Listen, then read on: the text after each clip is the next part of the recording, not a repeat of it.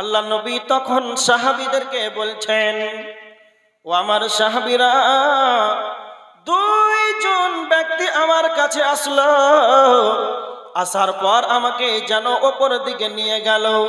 যেতে যেতে যেতে যেতে অনেকটাই আমি দূর চলে গেলাম। যেতে যেতে দেখতে পেলাম একজন ব্যক্তি চিত হয়ে শুয়ে আছে, আর অপরজন একজন যেন তাকে তার মাথায় পাথর মেরে মেরে তার মাথায় পাথর মেরে মেরে তার মাথাটাকে যেন চৌচির করা হচ্ছে। আমি বললাম, জিব্রাইল, মান হাউলায়ে, এরা কারা? এদেরকে কেন এইভাবে শাস্তি দেওয়া হচ্ছে?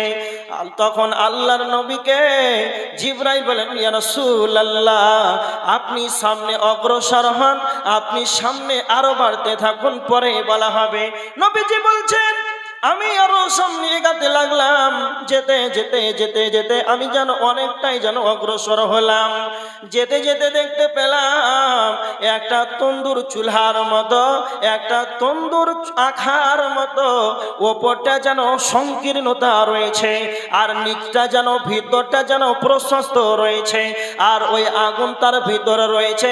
ওই তন্দুর চুলহার মতো আগুন আর আগুন, আর ওই আগুনের ভিতরে উলঙ্গ পুরুষ আর নারী, উলঙ্গ পুরুষ আর নারী, উলঙ্গ পুরুষ আর নারী, এরা চিৎকার করেছে। আমি তখন বললাম, জিব্রাইল, এরা কারা? এদেরকে কেন এইভাবে শাস্তি দেওয়া হচ্ছে? আল্লাহর নবীকে জিব্রাইল বললেন, ইয়া রাসূলুল্লাহ, আপনি সামনে বাড়ুন, আপনি সামনে অগ্রসর হন, আপনাকে পরে বলা হবে।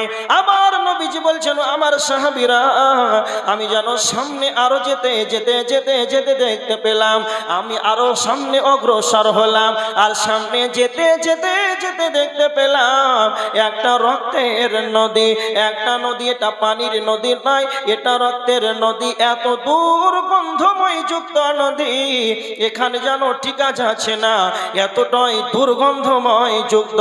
এই নদীতে যেন মানুষ সাঁতার কাটছে, আর এই পচা রক্ত দুর্গন্ধ রক্তের নদীতে মানুষ সাঁতার কাটছে। তাই অবস্থায় তারা যখন সাঁতার কাটতে কাটতে কাটতে যখন এই নদীর তীরে আসার চেষ্টা করে, আবার তাদেরকে পাথর মেরে মেরে তাদেরকে পাথর মেরে মেরে আবার তাদেরকে পুনরায় নদীর দিকে ফিরিয়ে দেওয়া হচ্ছে। আমি তখন বললাম, জিব্রাইল, এদেরকে কেন এইভাবে শাস্তি দেওয়া হচ্ছে?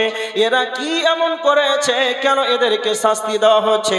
এবার তখন জিব্রাইল এবার বলতে আরম্ভ করলেন।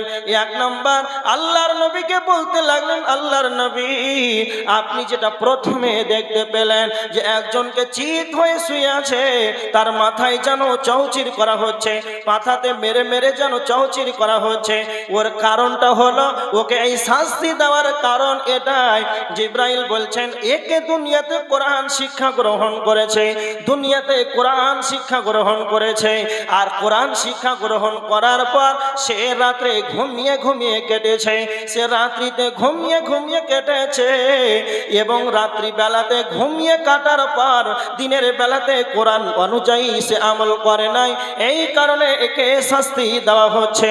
দ্বিতীয় নাম্বার, আল্লাহর নবী, আপনি দেখতে পেলেন তন্দুর চুলহার মতো, তন্দুর আখার মতো, যে উপরটা সংকীর্ণ, নিচেরটা যেন প্রশস্ত, আগুন আর আগুন, নারী পুরুষ উলঙ্গ ভাবে চিৎকার করছে। আপনি জানেন এর কারণটা হলো, পৃথিবীর বুকে এরা হলো সেই জেনাকার আর জেনাকারিনী, এরা দুনিয়াতে জেনা করেছে, নারী পুরুষ জেনাকারিনী এবং জেনাকার, এই জেনা করার কারণে তাদেরকে উলঙ্গ ভাবে জাহান্নামের ভিতরে তাদেরকে ফেলে দেওয়া হবে, এইভাবে তাদেরকে শাস্তি দেওয়া হবে। তিন নম্বর হলো, ইয়া রাসূলুল্লাহ, আল্লাহর নবী, তিন নম্বর আপনি দেখতে পেলেন একটা রক্তের নদী, এই রক্তের নদীতে সাঁতার কাটছিল, এদেরকে পাথর মেরে মেরে আঘাত করা হচ্ছিল।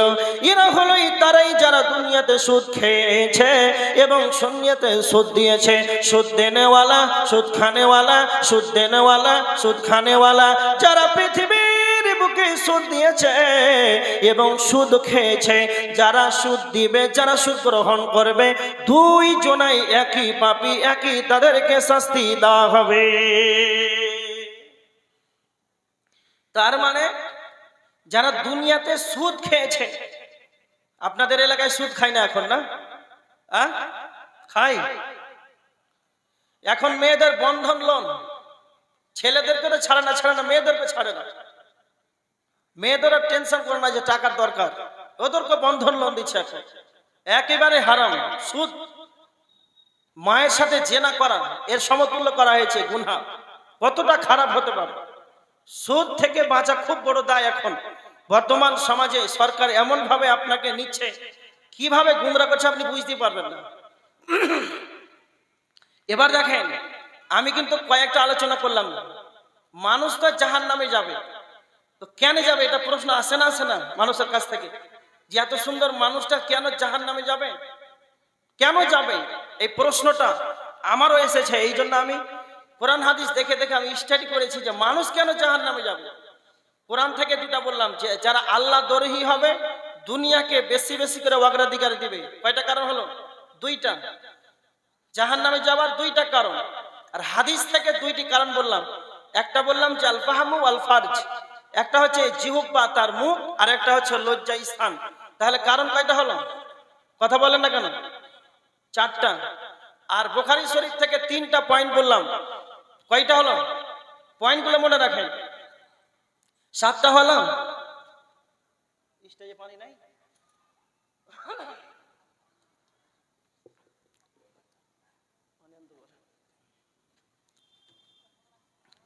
তাহলে জাহান্নাম যাওয়ার সাতটা কারণ আপনাকে বলে দিলাম।